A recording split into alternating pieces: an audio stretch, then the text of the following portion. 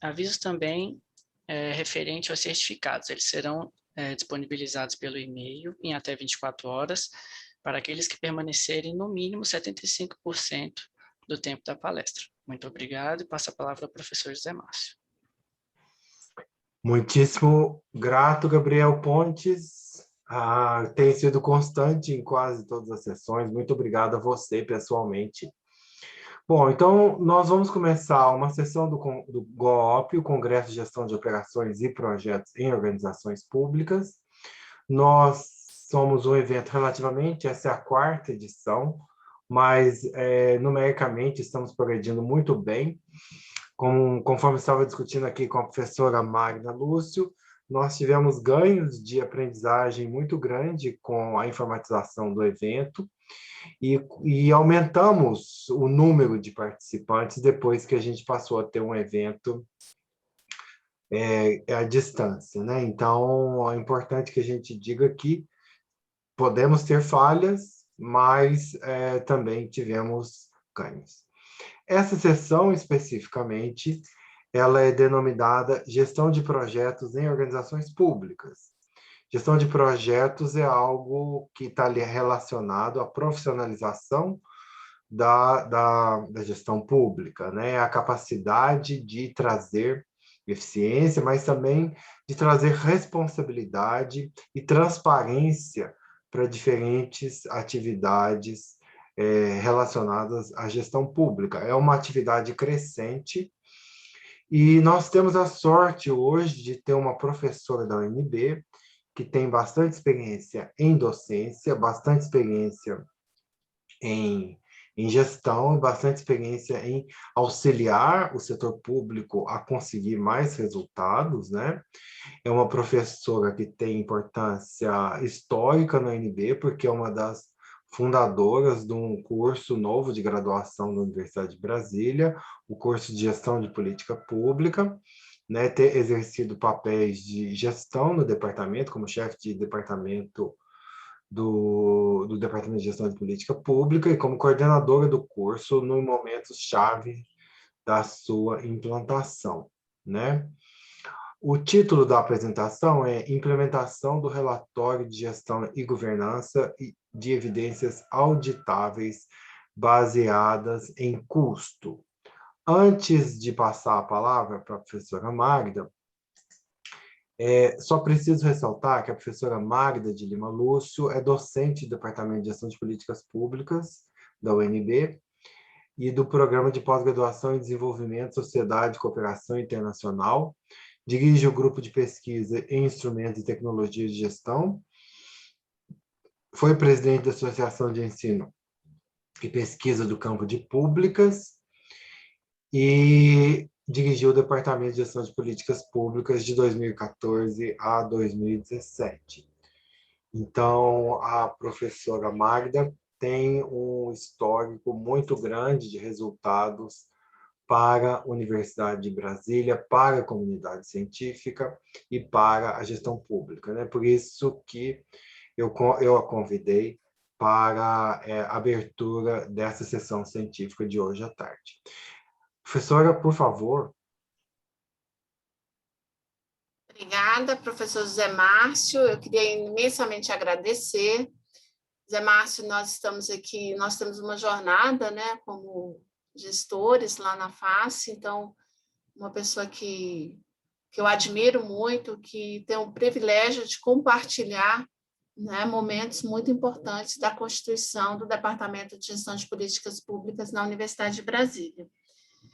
Então, eu vou falar um pouquinho aqui, eu vou tentar, são 16h05, eu vou tentar não falar demais, para dar um espaço aí, de repente, se a gente quiser fazer alguma pergunta e tudo mais, mas eu gostaria de falar um pouco sobre o Grupo de Instrumentos e Tecnologias de Gestão, o GPIM, e o Laboratório de Inteligência Pública. O Grupo de Instrumentos e Tecnologias de Gestão, ele nasceu em 2009, talvez, ou 8, 9, com uma expectativa de enfrentar um debate teórico que era o debate da gestão pública. E aí, como que você discute? A literatura internacional, particularmente a literatura norte-americana, ela vai dizer que a administração pública, os estudos, né, em administração pública, ele vai cada vez mais cedendo lugar ao debate das políticas públicas. Por quê? Porque o debate da política pública ele é um quadrado. Estou falando aqui da política pública vamos falar agora do Plano Nacional de Vacinação, que é de 1974. A política pública, Programa Bolsa Família, a política pública sobre... ontem foi lançado, eu vi no jornal, o Banco Nacional de Desaparecidos no Brasil tem 57 mil pessoas desaparecidas. E a administração, essa coisa, a máquina, meio que ela vai sendo estudada por profissionais que vêm de outras áreas e que se interessam pela gestão pública. O GPP, né, que foi o departamento que eu ajudei a construir, ele nasce com o entendimento de que era importante formar gestores públicos em nível de graduação. Então, lá em 2010, 2011, 2012, começa essa discussão. A gente saiu de 5 cursos de graduação para 350 cursos de graduação no Brasil. Mas, ainda assim, muito se discute a política pública.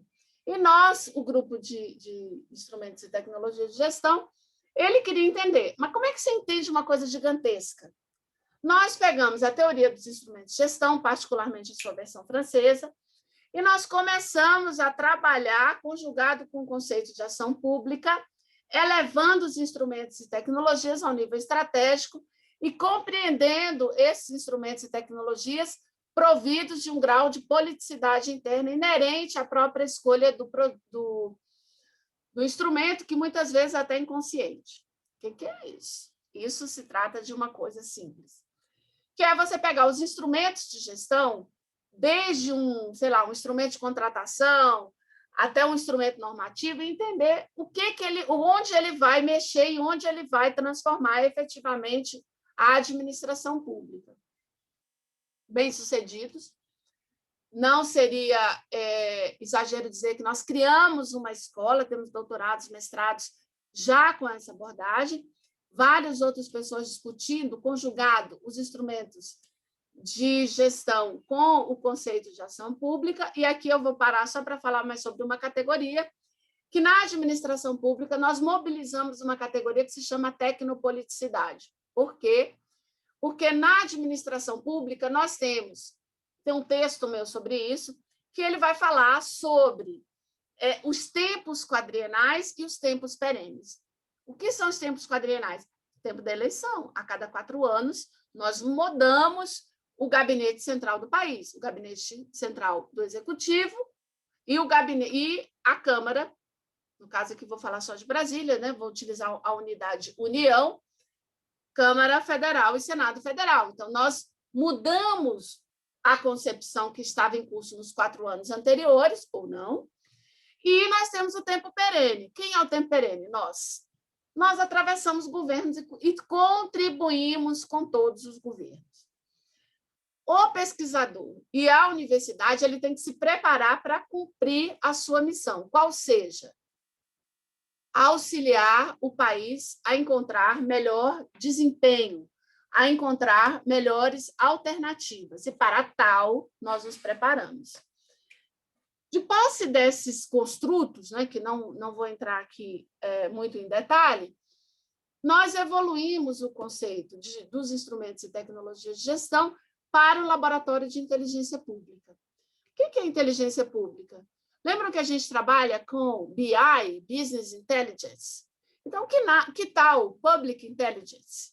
Que quer dizer o quê? Eu vou mobilizar os conceitos estruturantes da gestão pública, da governança pública, e vou construir teoria, construtos teóricos e produtos. Aí chega onde... então, o conceito de inteligência pública é o conceito de mobilização de uma pletora de dados para auxiliar os gestores à sua tomada de decisão. De posse desse construto, nós criamos a metodologia Gestão Pública para o Desenvolvimento de Sociotecnologia para Governos, metodologia GP10. Por quê?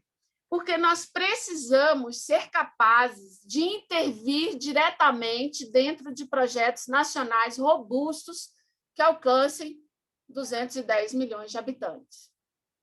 Então, aqui em Brasília, aqui eu estou falando muito, eu vou falar muito do meu ponto de vista, né?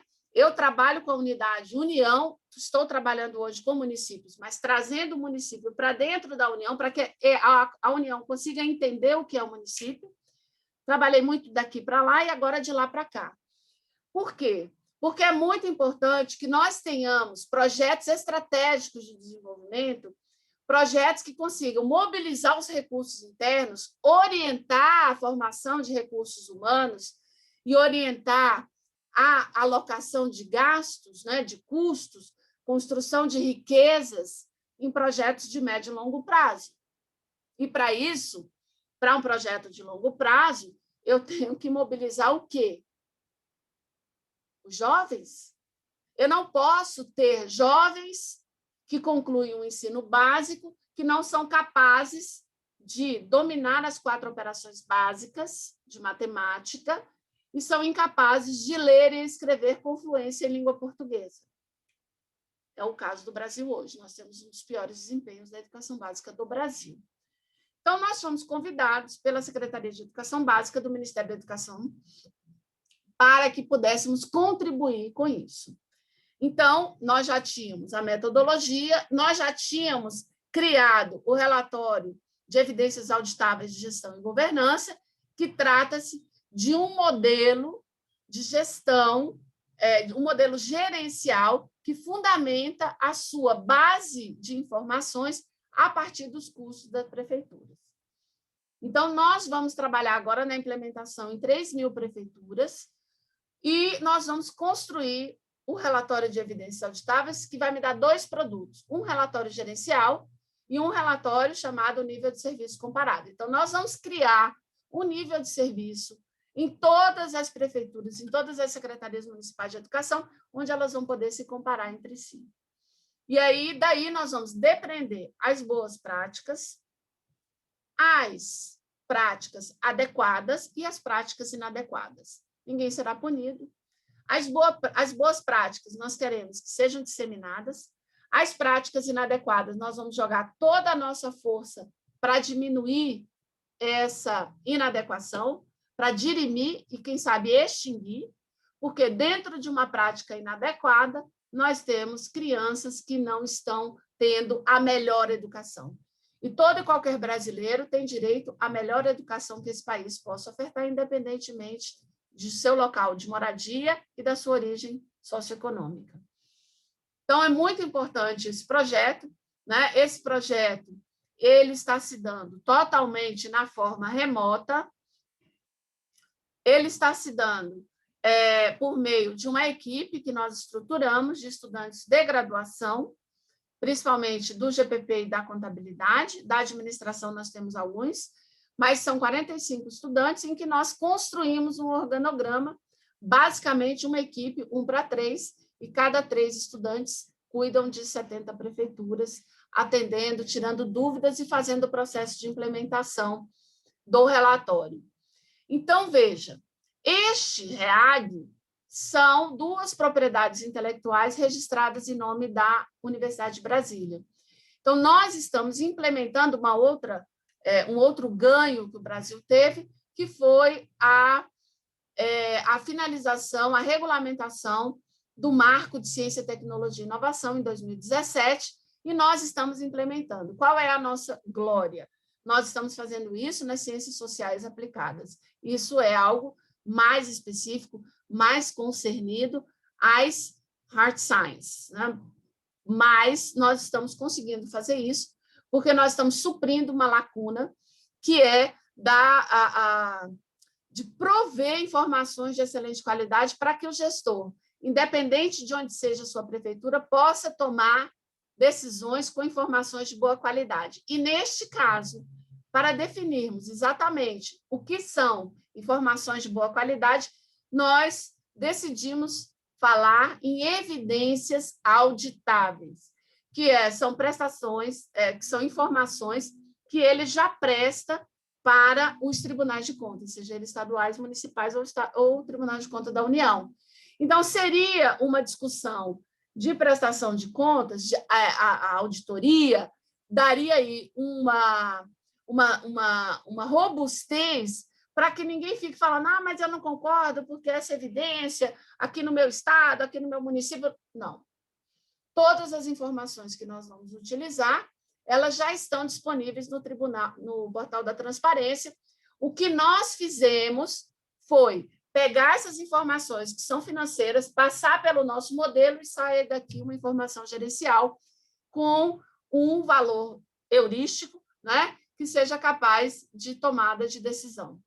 Então, basicamente, o que nós vamos fazer é a construção de uma unidade de medida, não é um indicador, porque o indicador tem uma série de índices embaixo, mas é uma unidade bruta que depois ela vai ser acoplada, não a novos, primeiramente, mas a ações que já estão em andamento na Secretaria de Educação Básica. Isso tudo será disponibilizado em um painel e que tanto o secretário de Educação Básica aqui na Esplanada veja, como também os secretários municipais de educação vejam em seus municípios. Então, quando eles vierem a Brasília conversar, eles vão conversar em cima da mesma linguagem e o nosso projeto, o REAG, seria a gramática, né? Ou seja, todo mundo conheceria a gramática e poderia se comunicar da melhor maneira possível.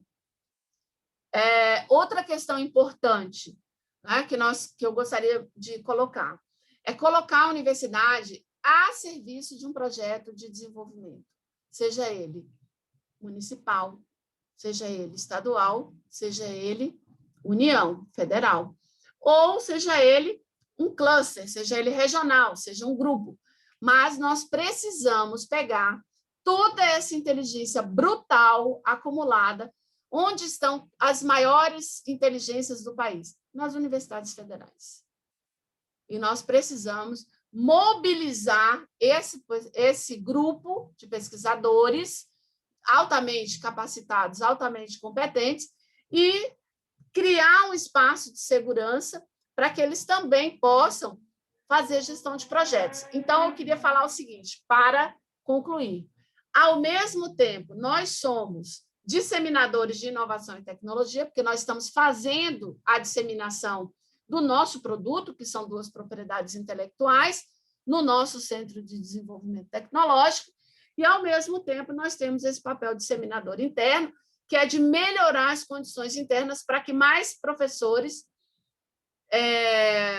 adiram a essa missão, que é não só do ensino da pesquisa dentro da universidade, mas que a gente possa florescer, para que a gente possa abrir espaço para conversar com a sociedade. Então, o nosso grupo hoje, ele trabalha em linha com mais 3 grupos de pesquisa, diretamente. Nós temos 12 universidades que estão dispostas a construir pontos focais do projeto em seus estados, e nós estamos dispostos a trabalhar essa via crucis, que é o registro de propriedades intelectuais e o depósito de patentes, quando for o caso, no Centro de Desenvolvimento Tecnológico, e transformar isso em produto, porque a inovação ela só é conhecida como inovação depois que ela se transforma em produto. Então, nós não podemos permitir que as propriedades intelectuais e as patentes fiquem dentro da universidade. Isso precisa ser comercializado, porque é isso que vai mudar o nosso desempenho na inovação no Brasil. E, para concluir, acho que nós precisamos conhecer muito bem a estrutura, a administração pública, conhecer a administração pública pelo que ela é, e não pelo que nós gostaríamos que ela fosse. Né? Porque senão a gente vai tratar a administração pública sempre como aquele filho problemático, que a gente deu tudo e ele não chegou em lugar nenhum. Então, nós precisamos olhar, enxergar como ela funciona, e, a partir daí, produzir estudos de altíssima sofisticação, mas que nós possamos transferi-lo para o menor município que seja, ou que ele se adeque às estruturas para as quais eles foram destinados. Bom, 16h21, fecho aqui a minha fala e me coloco à disposição da mesa para outras providências. Obrigada.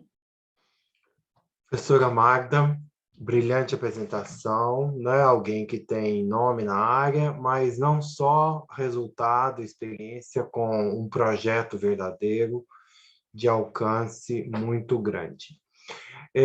Poderia dizer rapidamente quais foram os principais dificuldades no desenvolvimento dessas parcerias, se foi no desenvolvimento do conceito, se foi na tramitação interna, externa, ANB, se foi a busca de parcerias, se foi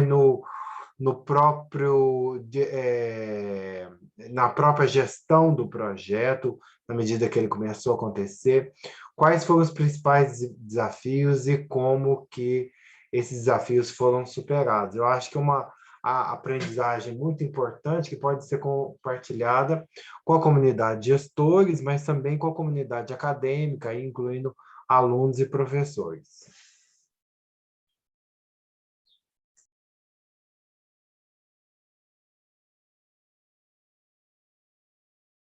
Professora, está sem som, está sem som.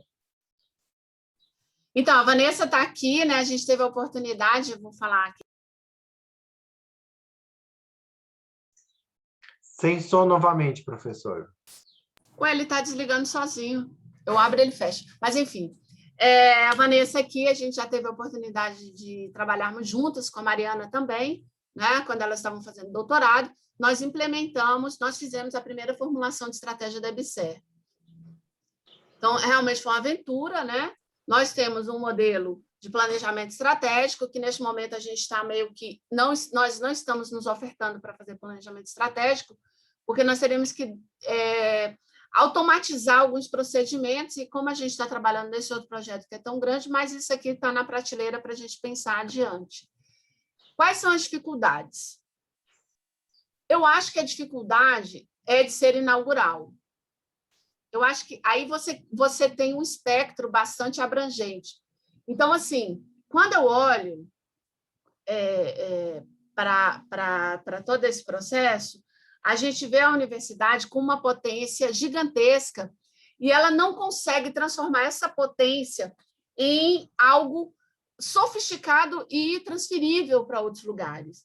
Então, ela começa a insular-se, ela começa a criar uma série de procedimentos, de processos, de mitos, de não sei o quê, e aí ela vai se fechando, vai se fechando, vai se fechando, vai se fechando, e aí a gente não consegue se abrir para a sociedade.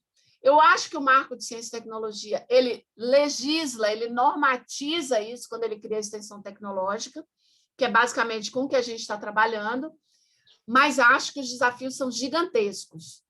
A gente vê o seguinte: quando a gente faz um grande modelo de financiamento do governo para governo, é uma execução descentralizada, ou seja, sei lá, o Ministério da Economia fala, não conte fazer isso. Seu grupo de pesquisa dá? A gente fala, dá, e ele passa o recurso para cá. Quando ele passa o recurso para o UNB, vira um inferno, porque aí começa uma série de mitos, uma série de decisões encaracoladas. Então, acho que essa é uma questão que nós precisamos amadurecer, e eu não tenho dúvida que a gestão do Zé Márcio na face e da Mariana vai mudar a cara da Universidade de Brasília.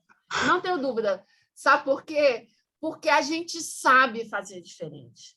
E nós precisamos, o pós-pandemia, que não vai ser nesse ano, vai ser mais para metade do ano que vem, que é quando nós vamos ter a pandemia, nós vamos encontrar outro mundo. Outro mundo. Esse mundo que aprendeu a fazer uma série de operações online, esse mundo em que as universidades elas aprenderam a atuar de uma outra maneira e, subjetivamente, nós seremos outras pessoas.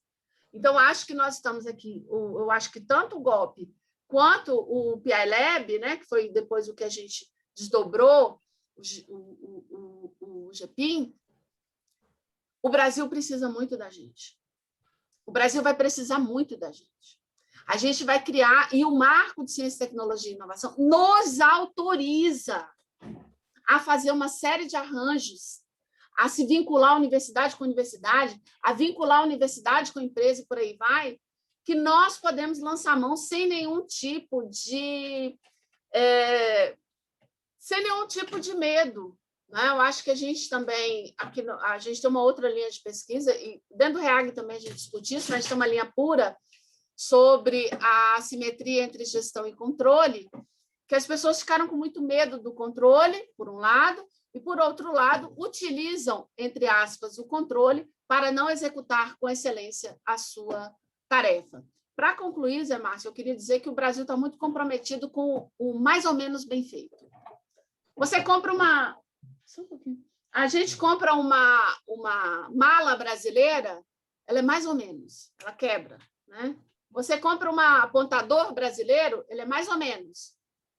Então, acho que essa é uma questão que a gente encontra muita dificuldade quando você vai implantar um projeto que ele é à frente, que ele é de vanguarda, e que você encontra esse ambiente amedrontado, recluso, e esse ambiente muito acostumado a fazer as coisas mais ou menos. Né? Então, acho que são algumas questões que a gente enfrenta como problema. Uma última pergunta, uma curiosidade pessoal. Como que está a interação com prefeituras?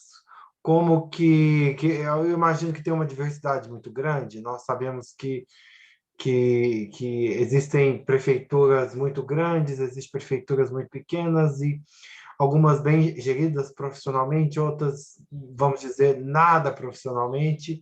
Eu queria saber como que é lidar com essa diversidade para desenvolver um projeto como esse. Então, nesse momento, nós estamos com 1.250 prefeituras até 37 mil habitantes. Nós vamos começar agora a partir de 50 mil e, a partir de agosto, nós vamos para acima de 300 mil habitantes. Então, mas nós já temos prefeituras de médio porte que já estavam no projeto há mais de 4 anos. Como é lidar com essas prefeituras?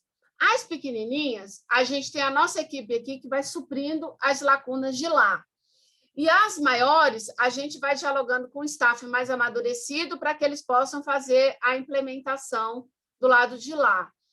Mas é muito desafio, e aí, assim, é um desafio. Eu nasci em Brasília, então, assim, a minha escala é União. Eu não tinha escala municipal. Então, nas primeiras vezes, foi muito difícil a gente se adequar, mas já tem 5, 6 anos que a gente viaja por todas as prefeituras, e aí você vê a simplicidade de algumas prefeituras, a capacidade técnica que não existe nas prefeituras. Então, nós estamos, ao mesmo tempo, agora, entendendo isso, e com um staff aqui, para que possa suprir essas lacunas. Então, a gente leva tudo muito já preparado, muito curso de capacitação, né? E a outra questão é que os desafios municipais, eles são muito distintos dos desafios que nós temos aqui. Então, a gente chega com muita informação e a gente tem que saber constranger, diminuir essa informação para que a gente possa efetivamente chegar a bom termo. Mas, no geral, assim, eu coloquei aqui no chat o link do nosso canal no YouTube, da nossa página. Lá vocês vão ver os prefeitos falando. É muito emocionante. É muito emocionante, porque eles entendem sim e eles conseguem implantar. Ok. Professora, muito obrigado. Uma apresentação incrível, grande ganho para o evento, para a comunidade acadêmica, os alunos e professores envolvidos. Temos uma diversidade muito grande de pessoas inscritas. O objetivo do GOP é que não seja um evento puramente acadêmico. A discussão acadêmica é absolutamente fundamental, porque ajuda a construir o edifício da ciência. Nós temos que contribuir nessa construção, mas também a gente pode contribuir no exercício da gestão pública, né? Já que o Congresso tem esse foco. Então, a palestra nós pudemos ver claramente, né, esses 2 exercícios em andamento, muito importante. Uma palavra final e muito obrigado. Só agradecer mesmo, agradecer aqui aos meus colegas, professor Alderi, Vanessa, a vocês, Zé Márcio, pelo convite e me colocar à disposição, porque eu acho que o trabalho de vocês é um trabalho genial. Acho que a pandemia mostrou que cada dia que passa nós precisamos de uma logística pensada para governos. A gente vê aí que a vacinação encontrou muitos gargalos, né, principalmente na parte de logística. E vida longa, força e muita saúde para vocês e para o grupo, né? Obrigada. Muito obrigado, muito obrigado. Bom, pessoal, terminamos a primeira parte da nossa sessão de hoje, da segunda sessão da tarde, na verdade. Gostaria de passar a palavra à professora Amanda Gaban, que vai conduzir a apresentação dos trabalhos aprovados pelo Conselho Científico do evento. Professora Amanda? Muito obrigada, professor José Márcio. Boa tarde a todos. Uma palestra maravilhosa que a gente teve da professora Magda agora, né? Eu acho que o evento está sendo muito bom para que a gente possa fazer esse compartilhamento de informações, né? E sendo online, a gente está aproveitando aí, né? O maior número de participantes. Bom, agora a gente vai ter a apresentação de 4 trabalhos, né? E o primeiro é Perspectiva de Sucesso do Projeto Centro de Coordenação de Operações Móvel do Exército Brasileiro, uma avaliação multicritério. Os autores Anderson Alex, Vanessa Cabral e João Carlos. Fica com a palavra vocês. Obrigada. Bom, boa tarde a todos. Eu vou compartilhar a tela aqui para vocês poderem ver a apresentação. Só um pouquinho.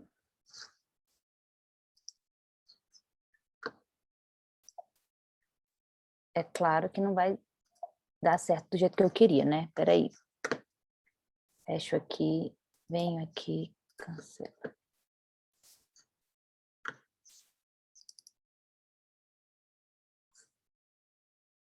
Agora volto.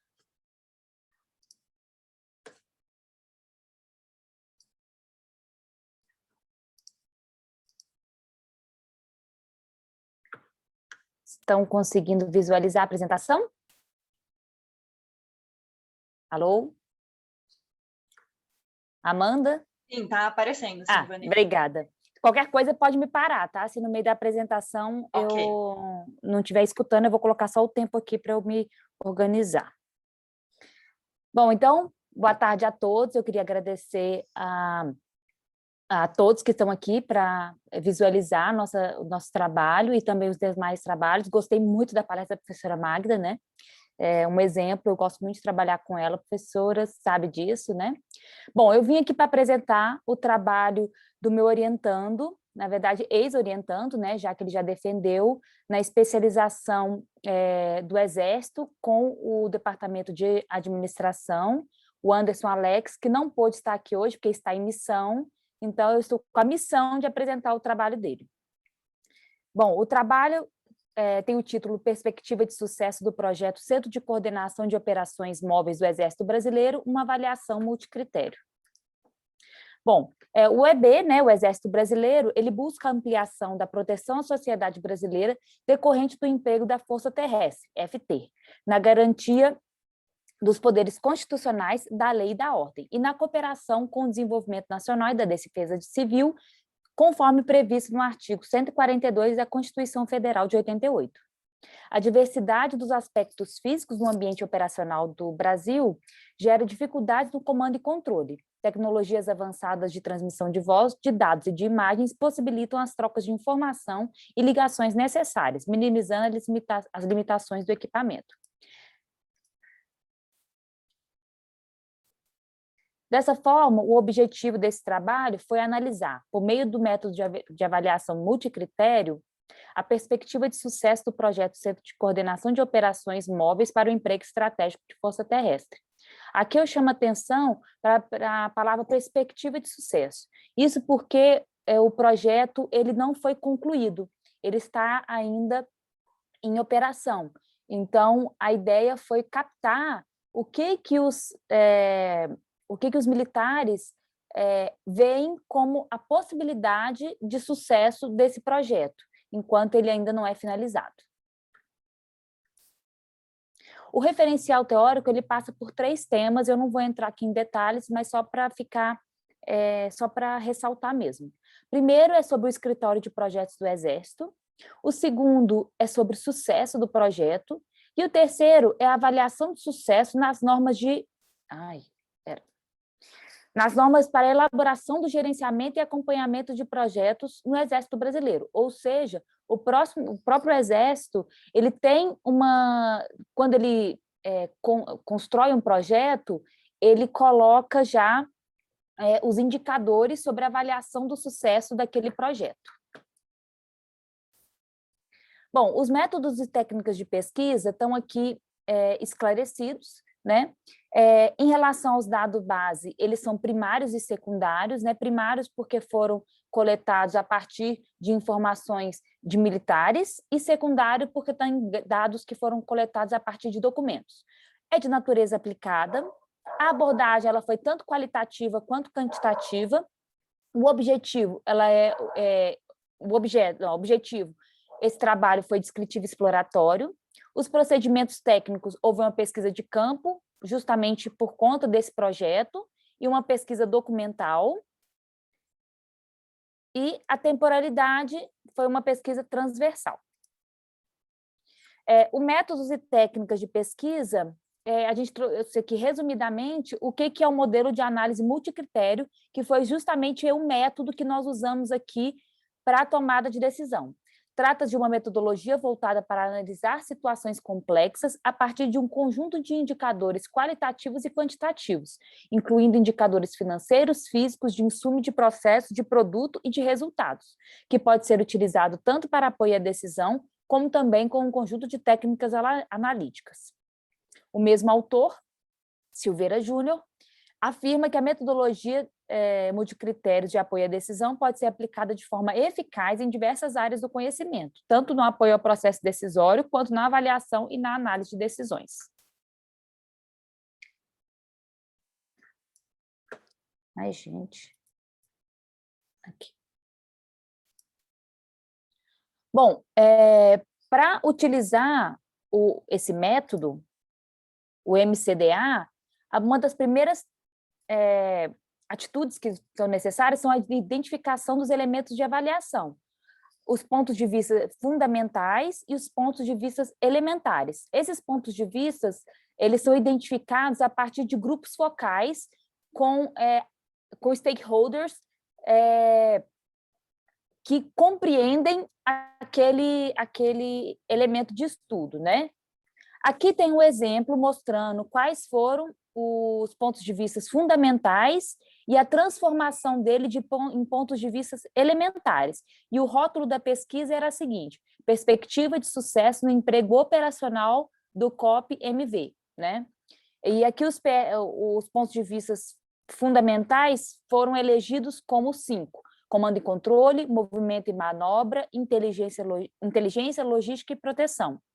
E foram transformados, convertidos nesses aqui: planejamento e condução, sistema e comunicações, consciência situacional, prontidão operativa, concentração estratégica, desdobramento, conhecimento em apoio ao planejamento, apoio à obtenção da consciência situacional, apoio à obtenção de superioridade de informação, apoio de manutenção, serviços de apoio ao pessoal, apoio de saúde, medidas de contra-inteligência, realização de medidas de guerra eletrônica e emprego de técnicas de segurança. Bom, aqui é a terceira parte desse método de pesquisa, né, da análise de decisão, que transforma os pontos de vista fundamentais e os pontos de vista elementares com cargas, com taxas de contribuição, né? E nesse grupo focal, a partir desse grupo focal, com os stakeholders, foi visto, né, chegou-se a essa taxa de contribuição aqui, mostrando que comando e controle seria o mais importante para se avaliar o sucesso desse projeto e o menos importante, logística. E aqui dentro, nos pontos de vista elementares, em cada um desse ponto de vista fundamental, quais seriam os mais importantes? Por exemplo, no comando e controle, planejamento e condução seria o mais importante, com a carga de 40%, e assim por diante. Aqui, numa outra parte, tem a construção dos descritores, ou seja, seria o impacto que aquele descritor teria para analisar o sucesso daquele projeto. Então, vai de N1 ao N5, sendo negativo quando não é observado, neutro quando é indiferente, e pontos ótimos ou desejáveis vêm do N3, N4 e N5. Bom, o formulário de coleta de dados primários em relação ao sucesso, a partir do desenvolvimento dos pontos de vista, foram coletados dados para saber o que outros militares achavam sobre aqueles pontos de vista para poder ver o sucesso daquele projeto. A coleta de dados foi por meio da internet, né? Foi um questionário, um formulário de pesquisa, a militares do Exército Brasileiro que têm experiência nesse projeto. Bom, o resultado e discussão, a primeira parte traz os dados profissionais dos entrevistados. Na verdade, não é dos entrevistados, é dos que responderam ao questionário, né? Foram 45, na verdade, foram 40 questionários coletados, sendo que temos oficiais superiores, oficiais intermediários e sargentos e subtenentes. A experiência profissional, alguns deles tinham entre 0 e 2 anos com aquele projeto, e outros entre 3 e 5 anos, e outros com mais de 5 anos. Bom, entre os 5 pontos de vista fundamentais, o primeiro dele é o comando e controle, que compreende o conjunto de atividades mediante as quais se planeja, dirige, coordena e controla o emprego... Eita, volta aqui. Planeja, dirige, coordena e controle... Deixa eu olhar aqui o horário. Correndo. Coordena, controla o emprego das Forças Armadas do meio de operação similares, constituindo um elo que une os escalões superiores aos subordinados. O comando e controle, a qualificação máxima foi uma pontuação ótima, 162, muito acima da qualificação média, que é de 50. Movimento e manobra é o conjunto de atividades, tarefas e sistemas interrelacionados empregados para deslocar as forças de modo a posicioná-las em situação em vantagem em relação à ameaça. Também a qualificação máxima foi 162, sendo que o que teve a pior nota foi prontidão operativa e a que teve a melhor nota foi justamente desdobramento. Inteligência, que é a capacidade de extrair informações do cenário rarefeito e, com a devida integração dos outros dados disponíveis, produzir conhecimento significativo para valor de decisores com oportunidade de utilização em prol da operação. A nota total foi 144, sendo que a melhor dela é justamente o apoio à operação de superioridade e informações. Logística é o conjunto de atividades, tarefas e sistemas interrelacionados para promover apoio e serviços, de modo a assegurar a liberdade de ação e proporcionar amplitude, alcance e de duração. A melhor nota foi serviço de apoio de pessoal e a pior foi de apoio à saúde. Aqui tem a análise global dos pontos de vista fundamentais, sendo que a melhor dela, como se pode ver, é comando e controle, 162, e a pior seria aqui proteção, com 112. Bom, conclusões e recomendações. Foi estabelecido pelos decisores e confirmado pelo grupo focal 5 pontos importantes para analisar a perspectiva de sucesso do emprego do COP-MV: comando, controle, movimento e manobra, inteligência, logística e proteção. Os resultados apontam que todos os 5 pontos têm capacidade de trazer sucesso para o projeto, ou seja, o projeto tem perspectiva de sucesso em todos os aspectos levantados como importantes para sua avaliação, e cabe ressaltar que dos 5 pontos, o comando e controle foi o melhor avaliado e o proteção ficou com a menor pontuação. O que se observa da análise é que o projeto está no caminho certo, uma vez que está sendo avaliado com um projeto bem-sucedido, e a pesquisa pode contribuir para os acadêmicos e também para outros interessados nesse tipo de material, assim como o próprio Exército Brasileiro, para ampliação e desenvolvimento do produto. Bom, obrigada. Dúvidas e sugestões, que não seja sair correndo para falar, entre em contato tanto comigo por e-mail, vanessacabral@unb.br, quanto com o Alex, que na verdade é o autor, né, o primeiro autor do trabalho, que o trabalho é a monografia de especialização dele. E fiquem obrigada e fiquem à vontade se tiverem alguma dúvida. Muito obrigada, professora Vanessa. Pessoal, caso vocês tenham alguma dúvida, algum comentário, passo a palavra.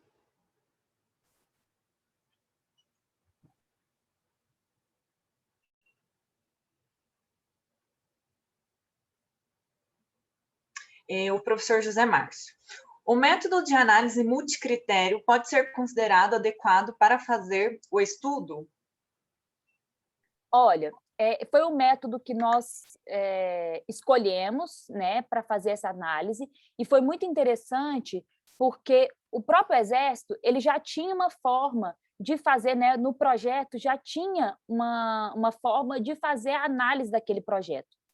Mas a ideia era fazer um estudo além disso, ou seja, saber se os próprios militares concordavam que se aqueles pontos seriam bons para poder fazer a análise.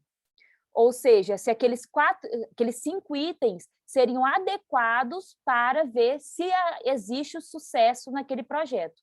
E o mais legal foi encontrar que sim, que os mesmos 5 pontos que o próprio Exército já tinha definido como ideais, né? Ou como os indicadores para analisar aquele projeto foram os mesmos que os stakeholders observaram e realmente decidiram, né? Que são os adequados para medir o sucesso daquele projeto, né? Então, sim, eu acho que esse método é, sim, adequado para ver esse tipo de pesquisa.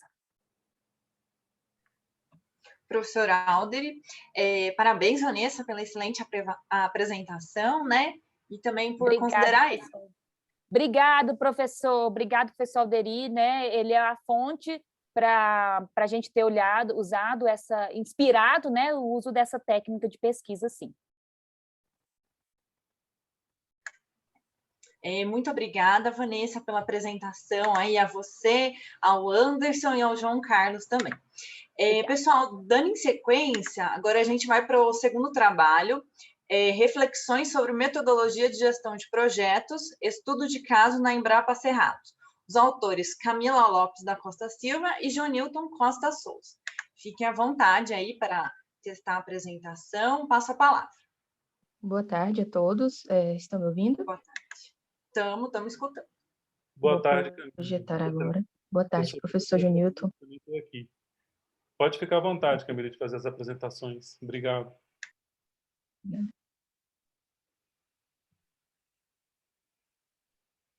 Vocês estão vendo?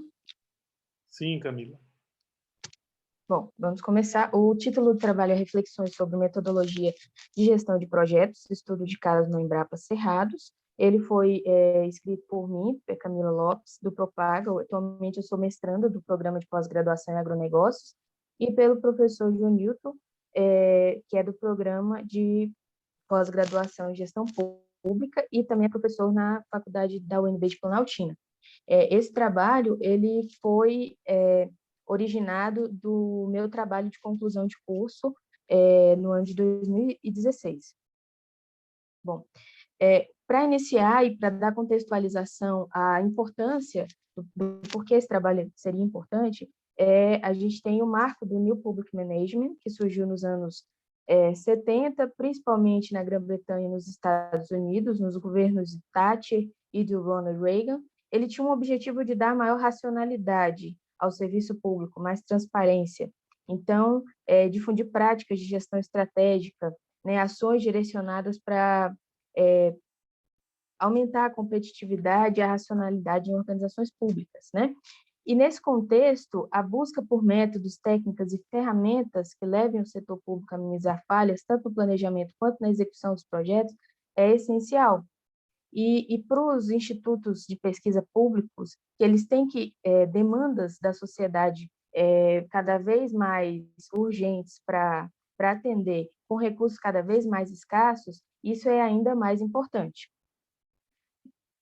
Dessa forma, o presente trabalho tem como objetivo propor uma metodologia de gestão de projetos para adequação de projetos de pesquisa, desenvolvimento e inovação em uma organização pública, no caso a Embrapa Cerrados, E aí a gente, para atingir esse objetivo, buscou primeiro descrever o método de gestão que é utilizado para identificar quais os problemas, os possíveis problemas que poderiam existir nessa metodologia que já existia, e identificar como a metodologia de gerenciamento de projetos poderia contribuir para a adequação de projetos de pesquisa, desenvolvimento e inovação em organizações públicas e no caso específico estudado.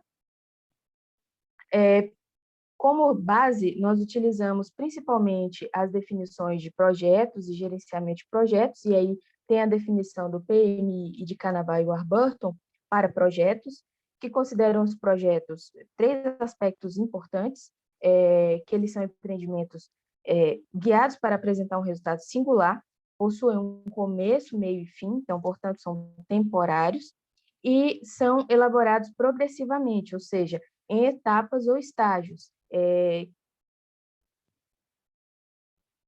E o próximo referencial que traz sobre grupos de processos. Nós poderíamos ter escolhido as áreas de conhecimento, mas nós optamos por trabalhar com os grupos de processos, que os grupos de processo, eles reúnem as técnicas, as ferramentas e as entradas da metodologia de gerenciamento de projetos, que elas são agrupadas em 5 fases, que se interrelacionam, como vocês podem ver aí: iniciação, planejamento, execução, monitoramento, controle e encerramento. Nós nos atemos principalmente às fases de iniciação, planejamento e controle. Bom, a pesquisa, ela é qualitativa, ela utiliza principalmente métodos qualitativos, é descritiva, pois o objetivo é caracterizar a estrutura organizacional e descrever o método atual de gestão da Embrapa, além das peculiaridades existentes em seus projetos de PDI, e é um estudo de caso porque foi feito na Embrapa Cerrados, e esse centro ele foi investigado de forma exaustiva, documentos, tudo que foi colocado à nossa disposição para poder entender como funcionava o seu gerenciamento de projetos e propor melhorias. Como métodos para a coleta de dados, tem a pesquisa bibliográfica, a principal base foi o guia PMBOK, do PMI, e a pesquisa documental, então, buscando regimento interno, plano diretor da unidade, relatórios de atividades, e uma entrevista semi-estruturada com o pesquisador responsável pelo projeto utilizado para realizar a adequação no primeiro semestre de 2015. Posteriormente, foi feita a análise do conteúdo dessa entrevista para buscar extrair quais os principais dificultores da pesquisa na instituição, na visão do pesquisador. Então, além dos documentos, dos dados que nós conseguimos levantar, ainda teve a questão da entrevista. Bom, aí já a apresentação dos resultados, então, após a análise dos documentos, de tudo que a gente tinha disponível sobre a instituição, foi possível observar que a Embrapa, atualmente, ela ainda utiliza o sistema Embrapa de gestão, o SEG, que ele foi adotado a partir de 2003. Esse sistema, ele divide progressivamente os projetos, né? Então, ele vai dos macroprogramas, que são macroprojetos orientados para a gestão da carteira de projetos e processos, e esses macroprogramas, eles estão alinhados às diretrizes estratégicas da instituição e possuem diversos projetos componentes. Um projeto componente, por sua vez, é composto por planos de ação, e esses planos de ação são compostos por várias atividades. O projeto normalmente é coordenado por um líder, o plano de ação por um responsável, e as atividades possuem os responsáveis e os seus colaboradores. O problema identificado aí, nesse caso, é que a atividade precisa ser melhor decomposta em etapas menores e realizáveis. Então, você tinha uma atividade, um exemplo, melhoramento genético do maracujá doce. Isso é um exemplo de atividade. Apesar deles seguirem protocolos próprios da área de pesquisa deles, a gestão dessa atividade, da realização das atividades dessa atividade, elas não tinham um sistema, elas não seguiam uma metodologia. Elas são estruturadas conforme o pesquisador e não obedeciam uma metodologia da organização. Bom, passando, A partir das análises dos documentos e da entrevista e da observação, os principais dificultadores levantados da pesquisa na instituição foram os softwares de gestão apenas consultivos, que eram apenas consultivos, e não só apenas consultivos, eles não davam ferramentas gerenciais para os pesquisadores. O gerente do projeto é o pesquisador, então ele tem um conhecimento muito mais técnico do que na sua área de pesquisa do que, por exemplo, em gerenciamento de projetos. E isso dificulta bastante, principalmente quando você tem que lidar com a burocracia de modo pejorativo, mas tem que lidar com todos os processos da organização. Insuficiência de recursos, nem sempre o que era solicitado para realizar o projeto chegava, demora para converter o orçamento previsto em bens e serviços, então o principal meio de aquisição são as licitações, e as licitações geralmente demoravam em torno de 6 meses a 1 ano para chegar o produto em mãos para ser utilizado na pesquisa. Escassez de mão de obra e alto custo com a contratação de mão de obra terceirizada. Então, nas atividades mais operacionais, que demandavam um trabalho mais dia a dia, não havia tanta mão de obra disponível, e aí acabava resultando em contratação de mão de obra terceirizada quando dispunha de recurso. E a infraestrutura deficiente, então tinha muitas máquinas sucateadas, muitas vezes havia a programação, uma certa programação das atividades, mas quando chegava para fazer a realização dessa atividade e a máquina estava quebrada ou um funcionário tinha faltado, então algumas especificidades e dificultadores da pesquisa na instituição. Bom, os principais, então, para poder fazer a adequação, os principais aspectos da proposta de adequação que nós delimitamos, então, foi primeiro pegar o projeto que está sob responsabilidade do pesquisador entrevistado, que trata do melhoramento genético do maracujá. No momento que foi realizada a pesquisa, esse pesquisador dispunha de uma equipe multidisciplinar, com 3 funcionários terceirizados, da Embrapa, e uma equipe de estagiários, de mais ou menos 7 estagiários de área gerencial ou de ciências biológicas.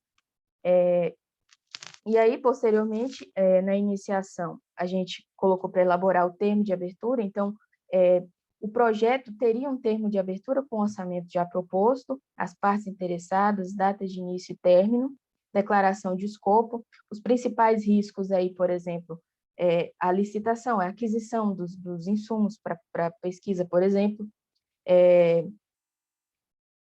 e aí o planejamento, que aí é a parte mais importante, que seria o refinamento dos objetivos da atividade, e o monitoramento e controle, definição de ações de comunicação, testes e medir a satisfação. Para saber se realmente essa proposta estava de acordo com a necessidade do que o pesquisador tinha. Bom, para concluir, os principais benefícios da proposta para a organização seria dar respostas mais tempestivas às mudanças e oportunidades do mercado, otimizar o uso dos recursos, que já são escassos, né? Reduzir as perdas por meio da monitoração das fases dos projetos. Então, eu reduzo o risco de, muitas vezes, até perder um experimento por falta de recurso, ou por falta de mão de obra, ou por não ter feito um determinado serviço, porque eu faço até a programação dessas atividades. Permitir uma melhor tomada de decisões por parte dos pesquisadores e maior foco na pesquisa, sem prejuízo ao gerenciamento dos projetos. A principal reclamação do pesquisador entrevistado foi a não poder disponibilizar maior tempo para a pesquisa, porque ele tinha que ficar, muitas vezes, com a cabeça em questões administrativas para viabilizar as atividades. Conclusões, assim, o método de gestão de projetos utilizados, ele foi identificado como inadequado para atender algumas demandas da organização. A primeira demanda é a do pesquisador, então, ele tinha um volume grande de trabalho e acabava muitas vezes não terminando o projeto, porque não conseguia operacionalizar esse projeto e conduzir ele de forma satisfatória. E a principal finalidade da proposta, por isso que nós fizemos de adequação, foi decompor uma atividade em pacotes de trabalhos menores e realizáveis, envolvendo menor tempo e número de pessoas possível. Quanto às limitações do estudo, na implementação, a implementação da metodologia foi interrompida porque, na época, teve uma redução do quadro de terceirizados e estagiários, e aí essa implantação foi interrompida, porque teve que ser direcionados os esforços que restavam para a pesquisa, e a outra limitação foi o número exíguo de entrevistados, devido ao curto tempo, na época, para realizar a pesquisa, então, deveriam ter sido entrevistadas pessoas de outros setores, setor administrativo, setor de transferência de tecnologia. E aí, como sugestões para pesquisas futuras, né, propõe-se que seja realizada a análise das áreas de suporte à pesquisa, em IPP, e das metodologias de gestão de projetos em outras organizações públicas. Aqui as referências utilizadas para a apresentação, e os nossos contatos. Agradeço a atenção de todos e estamos disponíveis para sugestões e perguntas. Obrigada. Obrigado, Camila.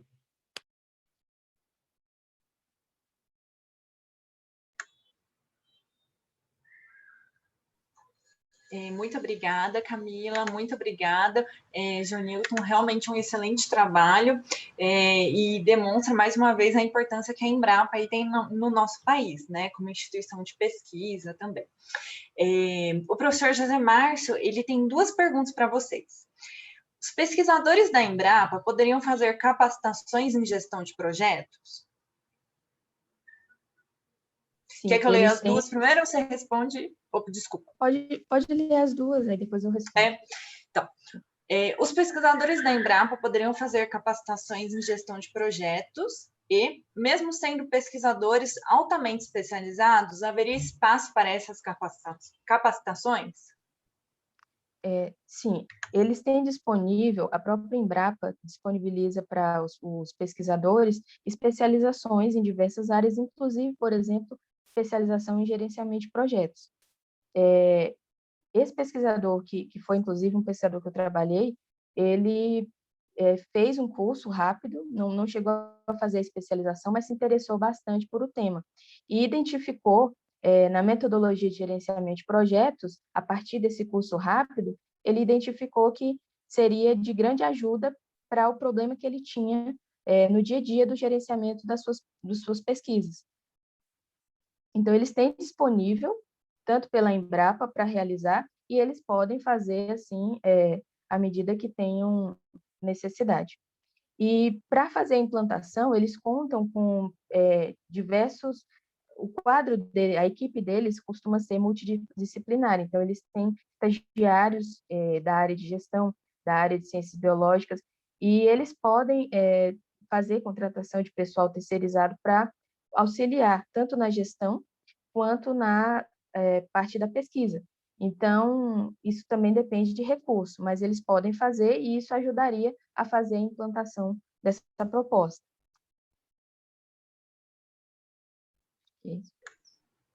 Muito obrigada. Mais alguém tem alguma pergunta, pessoal na sala?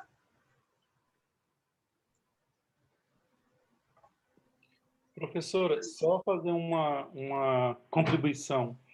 Porque a disciplina, ela chama teoria e prática. A disciplina, ela é uma disciplina de metodologia de gestão de projetos, né? Gestão de projetos focada no agronegócio. E a Camila, ela fazia um estágio na Embrapa e ela me falava que os pesquisadores faziam um projeto na linha de maracujá. Só que tinha que ter a distinção entre o projeto científico que os pesquisadores desenvolviam do maracujá e uma metodologia de gestão de projetos com maracujá. Quando o pesquisador tomou conhecimento dessa metodologia do PMI, ele ficou tão encantado que pediu para a Camila aplicar no projeto de pesquisa dele. Foi daí que surgiu a ideia de fazer o TCC da Camila nessa disciplina. E a Camila foi tão bem sucedida que, após acabar o estágio, ela foi contratada pela Embrapa para continuar seguindo, dando sequência a esse projeto lá. E a Camila tem um vínculo até hoje, né, Camila, com a Embrapa, no desenvolvimento da implantação dessa metodologia do PMI. Então, essa ponte entre a universidade e os órgãos públicos ou privados, ela é primordial. Então, sempre a teoria e a prática alinhados na aplicação, né? Só queria fazer essa colocação. Obrigado, professora. Com certeza, professor, isso aí é essencial. E eu até acrescento aqui, isso é uma coisa que nos últimos anos eu comecei a falar muito para os meus alunos, né? Então, por exemplo, a gente vai fazer pesquisa, vai conversar com o entrevistado, questionário, vai fazer um estudo de caso, né? A gente não precisa fazer só a nossa pesquisa, né? É extremamente importante a gente criar esse vínculo com as pessoas também, com as organizações, com as empresas, né? A gente nunca sabe o dia depois de amanhã, né? E eu, particularmente, eu tenho uma cobrança para mim como docente, né? Eu estou no início de carreira, tudo, né? Mas, assim, eu sempre quero levar a minha pesquisa para fora, sabe? Então, assim, eu sempre quero contribuir com a empresa, eu quero ver o que está acontecendo aí fora, né? Para que eu consiga trazer isso para os alunos também para a sala de aula, né? E eu até brinco com alguns alunos meus, eu falo assim, olha, gente, vocês têm que abrir a mente de vocês têm que abrir para onde vocês estão indo, né? Não existe só Brasília também no Brasil, né? Então, a gente tem que ver o que tem muro afora aí, né? Também, então é extremamente importante. E a Camila é um exemplo disso que aconteceu, né? Parabéns, viu, Camila? E da Camila é Outlier, agradecer está até no mestrado. Ah, legal. Tá no Propaga? Estou no Propaga. E eu fiz mestrado no Propaga. Olha que Eu bacana. no Propaga. Agradecer ao professor Junilton e dizer que eu lembro da professora Vanessa, tive aula com ela. Ó, a professora Vanessa elogiou aqui, excelente aluna, parabéns pelo trabalho. Deixa eu ver mais perguntas aqui. O Juliano Silva, qual o curso desse projeto? Então, o curso é Gestão do Agronegócio lá em Planaltina. A disciplina é Teoria e Prática da Pesquisa... Não, desculpa, eu estou com tanta matéria na... Elaboração e Análise de Projetos Agroindustriais, tá? Da FUP, Elaboração e Análise de Projetos Agroindustriais. A gente... a disciplina é entre a teoria e a prática. O aluno tem que fazer em grupo um projeto aplicado a uma realidade prática. Mesmo na Covid, os alunos estão fazendo sem sair de casa, de modo remoto, está conseguindo. A partir dessas interações multimídias, estão saindo projetos muito, muito interessantes com a metodologia do PMI. Então, é essa disciplina. E a outra disciplina que eu leciono é gestão de planejamento estratégico, né? A gente também faz todo semestre análise de vários planejamentos estratégicos do governo, para apontar tanto as consistências como as inconsistências dos planejamentos aí que estão sendo veiculados pelo governo. Então é isso, pessoal. Quem tiver interesse aí, alunos da UNB, pode escrever semestre que vem. Né, Camila? Obrigado. Obrigada a todos. Muito obrigada pela fala aí, professor Jonilson, Camila também. Ó, o Juliano Silva. Sou voluntário no PMDF, me chamou muito a atenção, né? Eu acho que ele ficou bem interessado aí no processo que vocês estão tendo com essa metodologia. Oi, Juliana, eu sempre indico os alunos para serem voluntários do PMI e do DF, viu? Obrigado aí pela sua participação.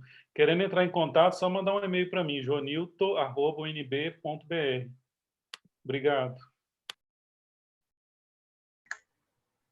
Muito obrigada, professor.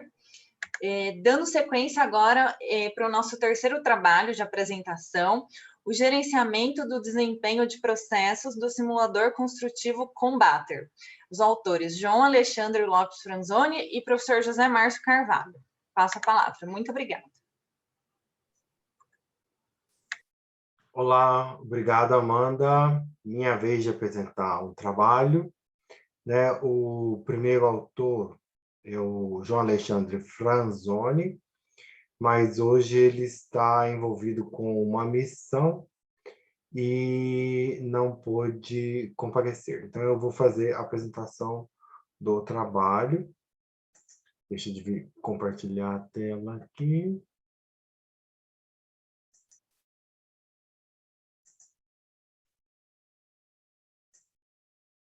Vocês estão vendo a minha tela? Sim. Ok, muito obrigado.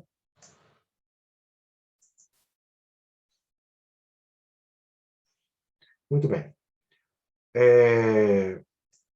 Rapidamente, o gerenciamento... Então, esse trabalho é mais um trabalho oriundo do MBA em Gestão de Projetos, que foi promovida pela UNB, o Departamento de Administração, em parceria com o Escritório de Projetos do Exército Brasileiro, né? Um projeto coordenado pelo professor Aldair Silveira, coordenado brilhantemente pelo professor Aldair Silveira, e que trouxe bastante resultados para o Exército Brasileiro e trouxe também bastante resultados para a pesquisa científica ligado à gestão de projetos aqui em Brasília. O Escritório de Projetos do Exército, EPEX, é simplesmente o maior escritório de projetos do Brasil. Então, ele lida com projetos de centenas de milhões, com muitos resultados para o país. Então, o escritório de projetos está passando por um processo de amadurecimento e, né, pode contribuir não só para o meio militar, mas também para a gestão pública. Acredito que no futuro essa contribuição venha a ser maior. Então, esse trabalho apresentou como tema central os estudos dos conceitos de gerenciamento e controle de qualidade em projetos e de gerenciamento e desempenho de processos, e teve como objetivo geral analisar em que medida a identificação de necessidade de melhoria do software de simulador Combater, que pode contribuir para o aumento da qualidade de gerenciamento de processos.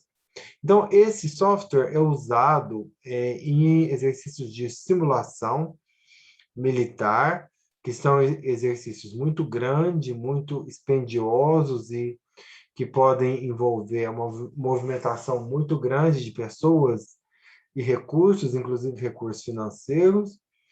Então, a busca de uso de simulação faz com que o exercício de combate seja menos oneroso e que traga ganhos importantes, né? Então, como referencial teórico, o trabalho usou conceitos de desempenho, né, gestão de desempenho e gestão de qualidade, além, é óbvio, de gestão de projetos. Então, o Exército Brasileiro tem investido com maior frequência em sistemas de estimulação que permitam treinar, capacitar militares em diferentes áreas, racionalizando recursos e trazendo mais possibilidades aos treinamentos. Então, esses simuladores, eles trazem mais eficiência e menos gastos no exercício da simulação. Então, para isso, são utilizados sistemas informatizados, mecânicos, hidráulicos ou a combinação desses sistemas, né? Então, como forma de diferenciação e de sistematização do uso desses sistemas, as simulações podem ser classificadas como vivas, ou seja, com pessoas, sistemas reais, virtuais, com pessoas e sistemas simulados, e construtivos, com tropas, ou seja, sistemas reais, combinado com sistemas simulados. Então, vantagens dos dois sistemas, o vivo e os virtuais, né? Então, o simulador construtivo Combater fornece condições para treinamento de diversos níveis da força militar. Então, treinamento de estado maior, né, níveis mais elevados, grandes unidades, comandos operacionais do Exército, ou seja, unidades mais operacionais de front, vamos dizer assim, do Exército Brasileiro. Então, caracterizadas como brigadas e divisões, né? Isso proporciona o desenvolvimento de um combate por meio de simulação do comportamento de tropas, efeitos de diversos armamentos, equipamentos militares, comportamento de viaturas, embarcações, aeronaves e funções logísticas, inteligência militar e demais funções de combate. Então, importante não só o exercício, mas também o registro dos resultados do registro, por isso que o simulador é tão importante. Então, os conceitos sobre gerenciamento de qualidade do projeto e gerenciamento de partes interessadas são importantes para o acompanhamento dos processos que visam o atingimento de entrega compatível com a concepção inicial, coerente com os requisitos do produto e que mantenha as necessidades de treinamento, né? O objetivo geral do trabalho é analisar em que medida a identificação de necessidade de melhoria de software combater pode contribuir para o aumento da qualidade do gerenciamento de processos.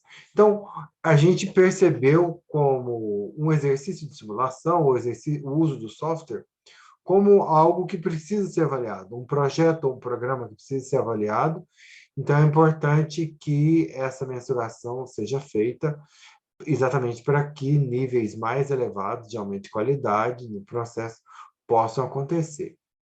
Os objetivos específicos são identificar o nível de percepção dos usuários sobre a aplicação das funcionalidades do simulador, apontar as necessidades de melhoria, descrever os processos necessários à operação do simulador, né? Ou seja, explicar e registrar como que são esses processos, caracterizar as deficiências na aplicação das funcionalidades do simulador e diagnosticar deficiências no gerenciamento e desempenho dos processos do simulador. Então, foi feita uma pesquisa documental e questionário.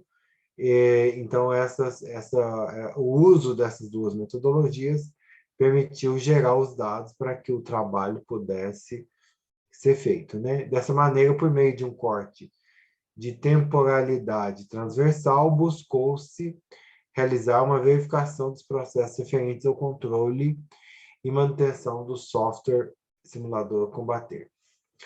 O questionário teve por finalidade fazer um levantamento conceitual, percentual da fidedignidade das ações previstas nos requisitos do software. A população selecionada é formada por militares integrantes do Centro de Adestramento Leste, localizado no Rio de Janeiro, do Centro de Adestramento Sul, localizado em Santa Maria, e da Divisão de Simulação de Combate, o COTER, localizado em Brasília. As populações engloba todos os níveis hierárquicos, de terceiro sargento até coronel, e é constituída por 33 militares que participaram do estudo. Então, a caracterização dos processos de simulador combater. O processo de operação envolve atividades de utilização do simulador por parte dos aplicadores de exercício. Dentro desse processo, destacam-se a criação de um cenário de exercício, o treinamento de operadores, o carregamento, né? E o teste do exercício e o exercício propriamente dito. Então, tudo isso foi avaliado em nosso questionário. Não deu para poder compartilhar o questionário aqui na apresentação, mas no trabalho ele está disponível e na monografia ele está completamente disponível. Então, responderam, participaram da pesquisa, 31% de oficiais superiores, 31% sargentos, oficiais superiores 28% e oficiais intermediários 25%, né? Os níveis hierárquicos obtiveram baixa percentagem, com incidência de 8% segundo sargento, 6% para primeiro sargento, 3% para os oficiais subalternos. Dessa maneira, a maior concentração dos respondentes fica compreendido nas faixas até 10 anos, de 20 a 30 anos de experiência no serviço militar, né? Pode-se concluir que a análise do perfil de respondentes foi significativa em termos de conhecimento das atividades de simulação e do software também. Então, eles tinham propriedade para poder responder, né? O trabalho ganha credibilidade, pois a maioria dos respondentes são militares com experiência, né? Então, um questionário na escala Likert, composto por 3 conceitos que definiram a escala Likert de 5 pontos, a adequação de software, né? São a adequação de software, a qualidade da execução, com a inteligência artificial e qualidade do resultado obtido pela tropa que realiza o treinamento. Cada um desses 3 conceitos ou construtos está dividido em diversos itens, componentes, que foram desenvolvidos pelo fornecedor de software e adaptados para a realidade do Exército Brasileiro, né? Então, nós temos aqui a percepção desse público que participou da pesquisa, e a gente pode ver que a grande maioria percebe níveis elevados de adequação ao nível da tropa em adestramento, eficiência das ações das tropas e resultado do adestramento do Estado-Maior, né? Então, a grande maioria estão na coluna concordo, e concordo totalmente, né? Importante dizer que esse resultado deixa uma margem para verificar onde estão os problemas, pois, afinal de contas, né, não tivemos uma participação tão elevada em concordam totalmente, então a gente pode perceber que tem algo que precisa ser verificado em relação ao uso do software, né? Existe uma indicação, assim, entre linhas, de que algo precisa ser melhorado. Isso também ficou explicitado com as colunas discordo totalmente, né? Então, principalmente as eficiência e ações das tropas em nível subunidade pelotão, a gente observa um nível relativamente alto do componente discordo, né? Então, de acordo com as respostas coletadas, verifica que todos os conceitos que a aplicação de funcionalidade do software reproduzem grande parte dos requisitos funcionais envolvidos, né? Considerando o percentual das percepções positivas, caracterizadas pela concordância e concordância total, né?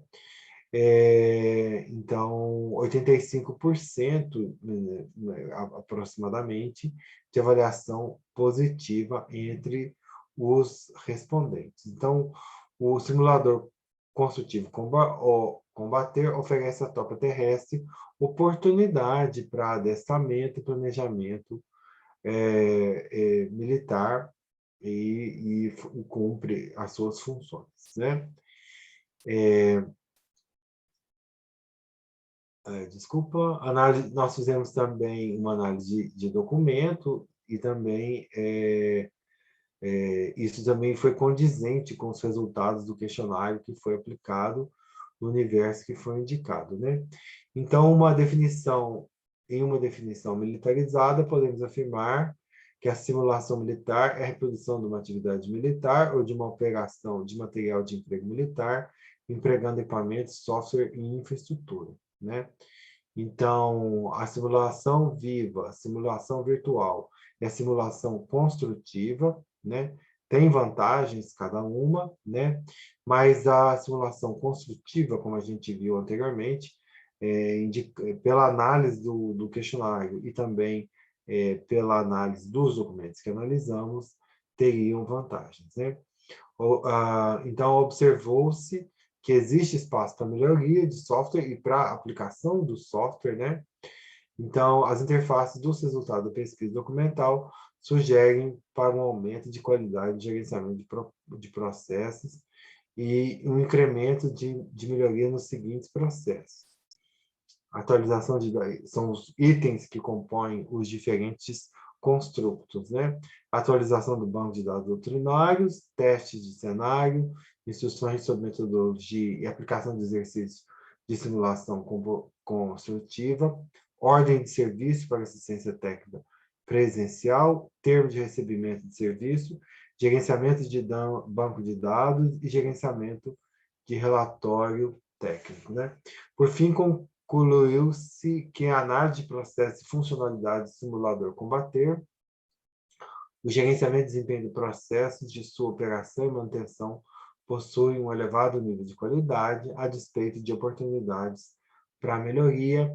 Nós temos aí algumas das referências usadas e eu gostaria de agradecer bastante essa oportunidade de participar. Com isso, eu termino a minha apresentação. Professora Amanda. Muito obrigada, professor José Márcio. Com certeza esse trabalho contribui muito, né, com essa sessão à tarde agora do nosso congresso aí do GOP 2021, né, muito interessante. Agora, aberto a algumas perguntas, né, se alguém quiser fazer alguma discussão, pode colocar no chat, tá, pessoal? O professor Alderi, nossos parabéns ao professor José Márcio pelo trabalho e pela apresentação. Se alguém quiser fazer alguma pergunta, também pode colocar aqui no chat, tá, pessoal?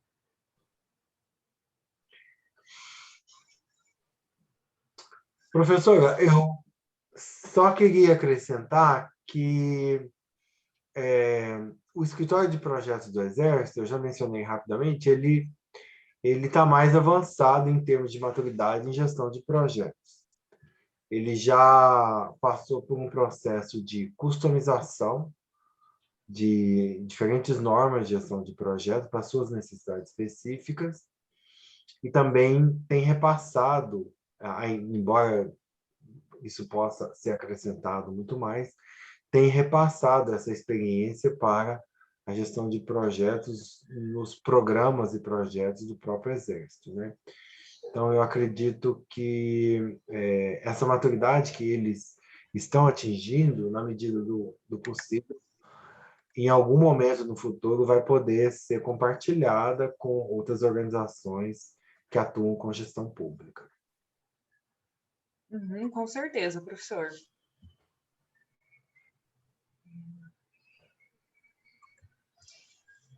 Deixa eu ver. Então, pessoal, nós damos sequência aí ao próximo... Espera aí só um minuto. O Aloísio. Também gostaria de parabenizar pela excelência e relevância dos trabalhos, muito enriquecedor para todas as organizações que almejam amadurecer seus níveis de gestão de projetos. Com certeza. Professora Patrícia, parabéns para o professor José Márcio pela apresentação, muito relevante. Parabéns a todos os autores.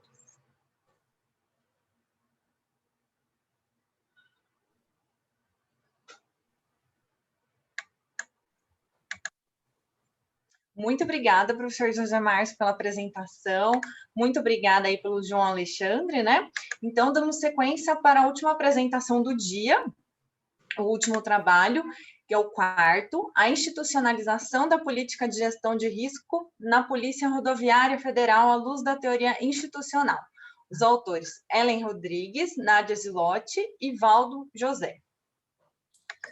Boa tarde a todos. Vou iniciar, já estão visualizando minha tela? Sim. Primeiramente, só agradecendo, né, a oportunidade, dentro da linha do que a professora Magda colocou lá, aliás, excelente explanação dela, e ela iniciou, né, que o Brasil está com essa costumeira, né, ele tem esse histórico de fazer tudo mal feito, né, ou fazer daquele jeitinho. Iniciou-se esse trabalho na matéria de gestão de riscos no mestrado profissionalizante da administração pública na UNB, a gestão de riscos, né? E a gente pretendeu, né? Nós alunos, as alunas autoras desse trabalho, objetivamos estudar como se deu o processo de institucionalização da política de gestão de riscos na Polícia Rodoviária Federal. Para tanto, a gente utilizou como base teórica a teoria institucional.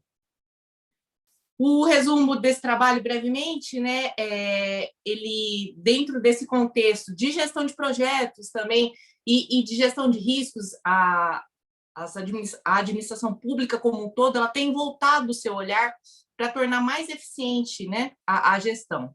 Então, a gestão de riscos ela vem nessa toada, e com a institucionalização da política pública de gestão de risco, com uma estratégia organizacional, espera-se mais eficiência e adaptabilidade nos cenários complexos, né, característicos do wicked problem, que é a segurança pública. Nessa senda, o presente trabalho ele objetiva demonstrar as características do processo de institucionalização da política de gestão de risco em um órgão de segurança pública, no caso a PRF. A partir de revisões bibliográficas, análise de documentos normativos, o trabalho exploratório descritivo, com uma abordagem qualitativa, apresenta como resultado o isomorfismo coercitivo normativo, como fruto da forte pressão que os órgãos de controle exercem para a adoção do gerenciamento de risco enquanto ferramenta da administração pública. O objetivo e problema desse trabalho, como eu já dei spoiler inicialmente, foi verificar como essa política de governança pública da administração federal imposta pelo Decreto 9.203 de 2017, como ele ensejou o processo de institucionalização da política de gestão de riscos na Polícia Rodoviária Federal. Para tanto, a gente utilizou a teoria institucional.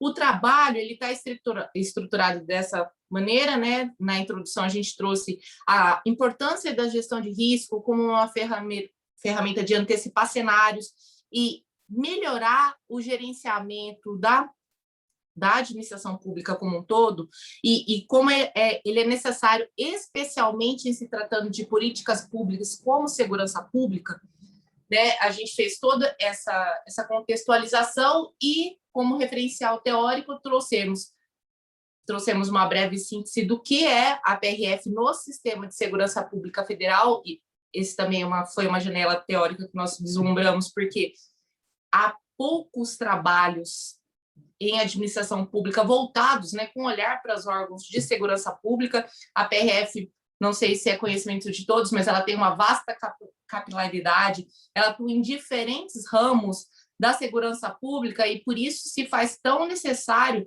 aprimorar a sua administração e voltar também alguns estudos para esse aprimoramento.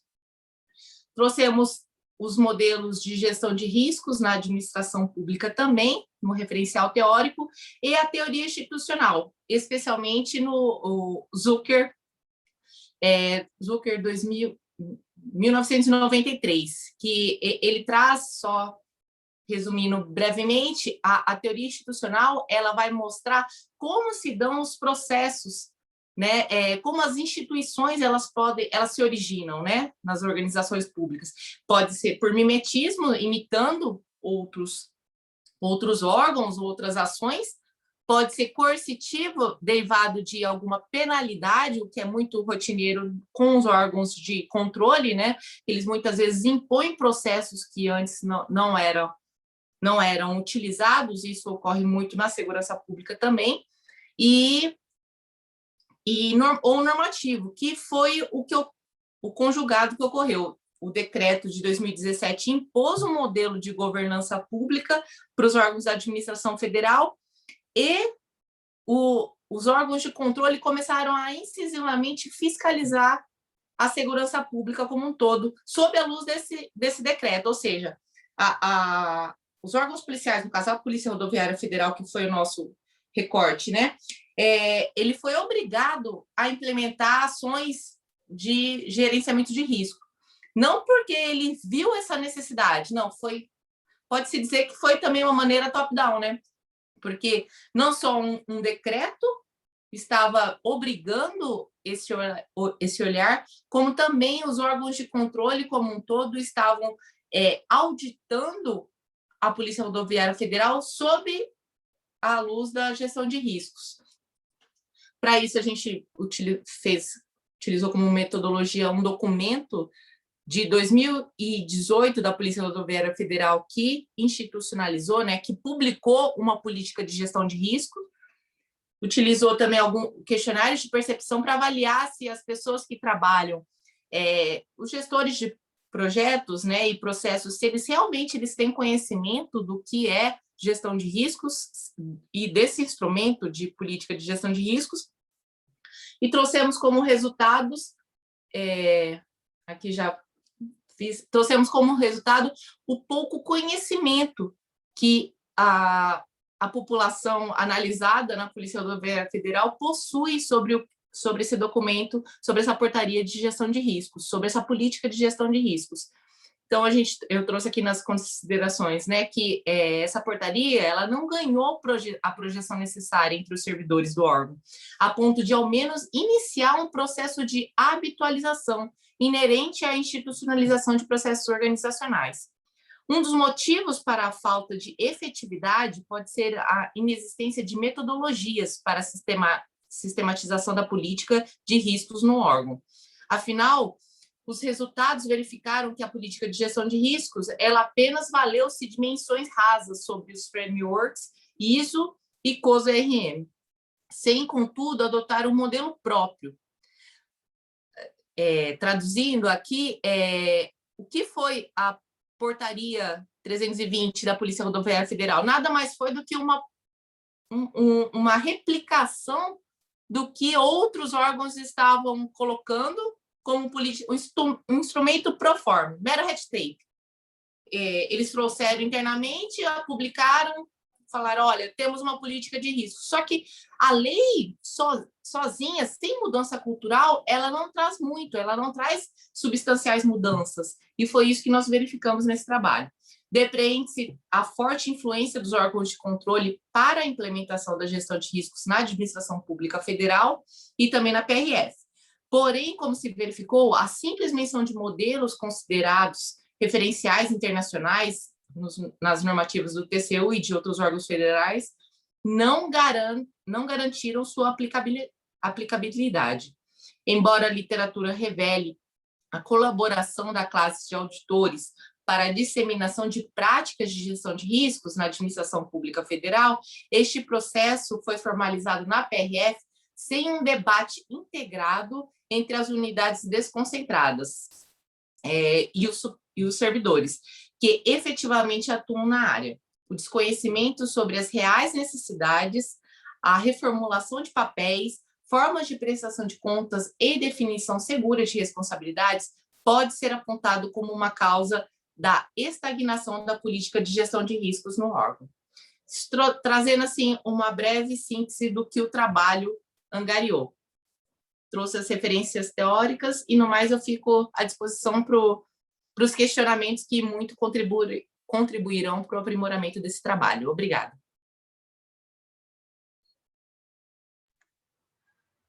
Muito obrigada, Ellen. Alguém tem alguma dúvida, algum comentário para fazer? Professor José Márcio, importante ver o engajamento dos autores. Com certeza. Você quer fazer algum comentário, Ellen?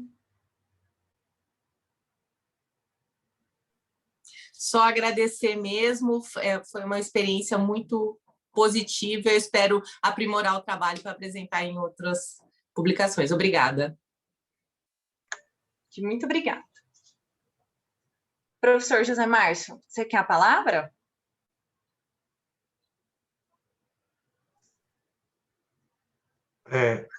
Olá. Sim, obrigado, professora Amanda. Bom, pessoal, terminamos relativamente bem a sessão e temos mais um pouquinho de tempo. Se alguém quiser fazer algum comentário sobre os trabalhos que foram apresentados e ou alguma pergunta, alguma sugestão aos autores, eu queria ressaltar o seguinte aqui, né? Os trabalhos apresentados em congresso, eles já têm validade científica e já contribuem para a formação de uma massa crítica em ciência sobre os diferentes temas que eles tratam. Mas a prática comum na comunidade científica é que o trabalho apresentado em congresso é um trabalho em construção ainda, né? Então, significa que os autores podem fazer um investimento maior em termos de revisão de literatura, um investimento maior em termos de uma análise mais sofisticada, um investimento maior em termos de uma sofisticação no casamento entre dados e literatura e científica e teoria, né? Então, isso é muito importante. Então, e com isso, fazer com que o trabalho passe para outras etapas, muito importante, né? Que é transformar num artigo científico publicado em um periódico de respeito nacional e internacional. E no nosso caso aqui em Brasília, né? Apoiar o desenvolvimento de políticas públicas. A professora Magna falou muito bem na abertura da sessão agora à tarde, que nós temos os entes eleitos que fazem parte do cenário político brasileiro e que de 4 em 4 anos se renovam, e que nós temos o que é permanente. O permanente é a gestão pública profissional. A gestão pública profissional baseada em dados, baseada em ciência, baseado em uma produção científica de qualidade e que não é afeita a roubos ideológicos ou partidários e que tem que ter a estabilidade para poder fazer com que a gestão pública aconteça de forma permanente e profissional. Então, essa nossa construção dessa produção científica sobre organizações públicas contribui muito para os formuladores de gestão pública e para esses gestores que são permanentes na gestão pública, né? Então, nós produzimos os anais no final do evento. Esses anais serão disponibilizados para a comunidade como um todo, e isso faz com que a nossa contribuição nas monografias, nas dissertações de mestrado, nas teses de doutorado, nas pesquisas dentro dos diferentes órgãos públicos, possam contribuir para a gestão pública, né? Então, esse comentário. Então, é dizer que os trabalhos devem continuar, podem continuar e podem se aprofundar muito mais, né? Então, e esse foco em organizações públicas pode ser estudado em muitos lugares no Brasil, mas necessariamente precisa ser estudado em Brasília, né? Muito bem. Algum comentário mais, pessoal, em relação aos trabalhos ou à sessão de hoje?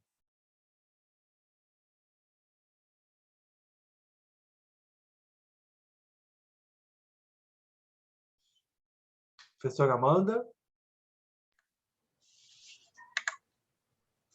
Acho que não tem mais nenhum comentário aqui, professor. Ok, muito bem. Então, eu acho que podemos encerrar. Nós temos uma sessão às 19 horas.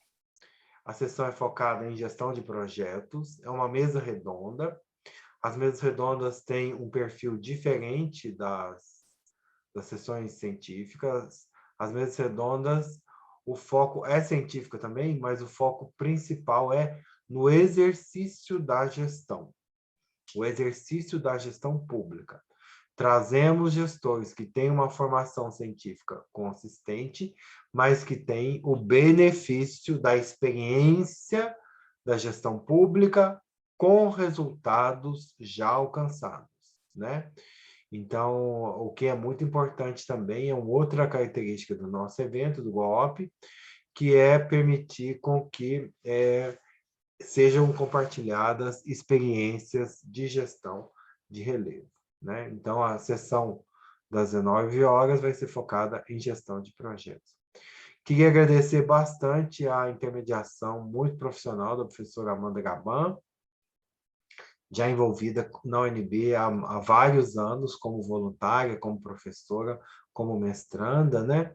Então, muito obrigado, professora, e eu agradeço a todos os que submeteram trabalhos e que contribuíram na edificação da